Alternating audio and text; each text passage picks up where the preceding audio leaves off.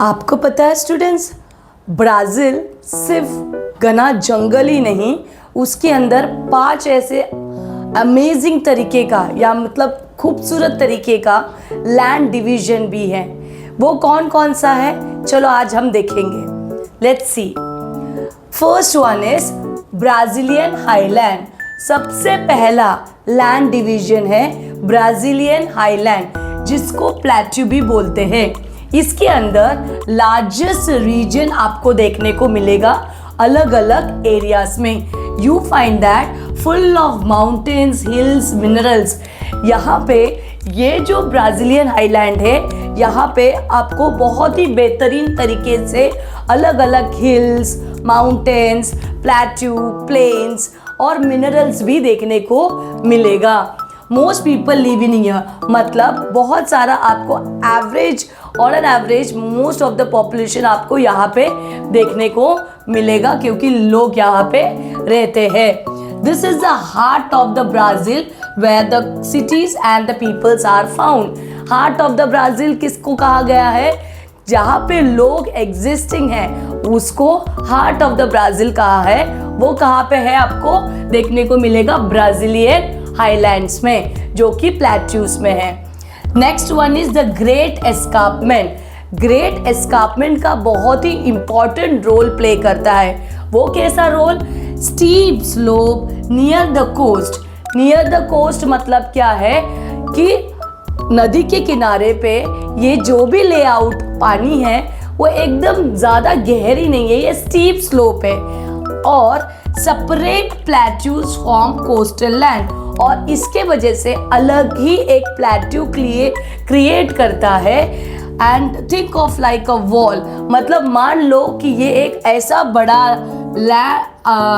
बड़ा सा एक बैरियर जैसा ये ग्रेट एस्कार्पमेंट है, एक वॉल है, जिसकी वजह से जो दूसरी ओर से आने वाले जितने भी तूफान हैं, जितने भी साइक्लोन्स हैं, वो रोकने का काम करता है, क्योंकि उसके वजह से ब्राज़ील में उस क्लाइमेट का इफ़ेक्ट कम पड़ता है। सो ये एक बड़ा बैरियर का काम करने वाला चीज़ किसको बोला है?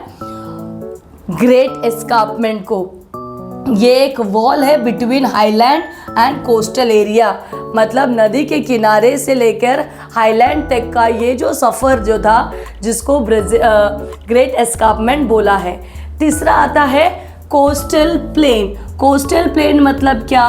Narrow land near Atlantic ocean. जैसे आपको मैंने पहले बताया था कि इंडिया में 3 डिफरेंट ओशन है, Atlantic ocean, Amazon river, bay of Bengal and Indian ocean.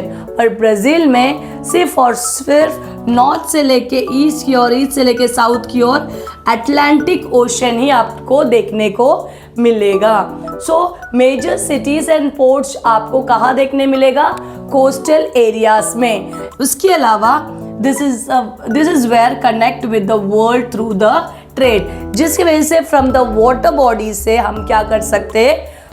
Trade कर सकते हैं, ट्रेडिंग स्टार्ट कर सकते हैं। And it is a very important area way we are doing trading. उसके अलावा फोर्थ है plain, that is Amazon basin, जो कि पेंटेनल में है। ये एरिया फ्लैट एरिया है, जिसको लैंड एरिया भी बोलते हैं। डेंस फॉरेस्ट, रिवर और रिच वाइल्ड लाइफ यहाँ पे देखने को मिलेगा।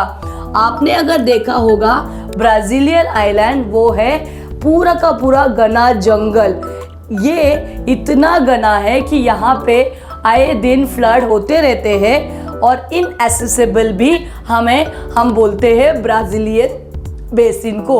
इसके वजह से ये पर्टिकुलर एरिया को लंग्स ऑफ द ब्राज़ील कहा गया है, क्योंकि यहाँ पे हाई अमाउंट ऑफ ऑक्सीजन, जिससे कार्बन डाइऑक्साइड हम रिलीज करते हैं, वो उन्हें मिलता है, और ऑक्सीजन लेवल यहाँ पे बहुत ज़्यादा पाया जाता है। और इसी के वजह से इसको लंग्स ऑफ द अर्थ कहा गया है, ब्राज़ील के अमेज़न बेसिन को। क्लियर है स्टूडेंट्स? इसके बाद आता है 5th पॉइंट, जो है आइलैंड। आपको पता है छोटे छोटे एटोल आइलैंड जो है हम ब्राज़ील में देखने मिलते हैं, जिसकी वजह से टूरिस्ट सेंटर भी यहाँ पे कहा गया है। Small island important for tourism, मतलब वहाँ से पर्यटन जो लोग हैं यहाँ पे आते हैं और अलग अलग खूबसूरत ब्राज़ील के आइलैंड को देखने के लिए। And these islands are like Brazil natural beauty spot, मतलब बोलते ना एक खूबसूरत सा जगह जहाँ पे देखने लायक हो और लोग जो है टूरिस्ट वाले इस पर्टिकुलर एरिया में देखने आते हैं। ये तो बेहतरीन तरीके से आपको बड़े ही शॉर्ट फॉर्म में फिजियोग्राफिक डिवीजन ऑफ ब्राज़ील बताया। पहला था ब्राज़ीलियन आइलैंड, सेकेंड था द ग्रेट एस्कार्पमेंट, थर्ड है coastal plain, fourth one plain Amazon basin and the fifth one is island. Students each and every points को अच्छे से आप एनालाइज कीजिए। Comment me you understood this particular topic or not। फिर ये particular video को share करो अपने फ्रेंड्स के साथ जिनके पास ये वीडियो अभी तक आया नहीं है। सब्सक्राइब द चैनल, और ये अभी आप ही के लिए ही बनाया गया है, easy to learn and by heart. और इम्पॉर्टेंट क्वेश्चन के लिए बने रहिए मेरे चैनल पे। Thank you so much.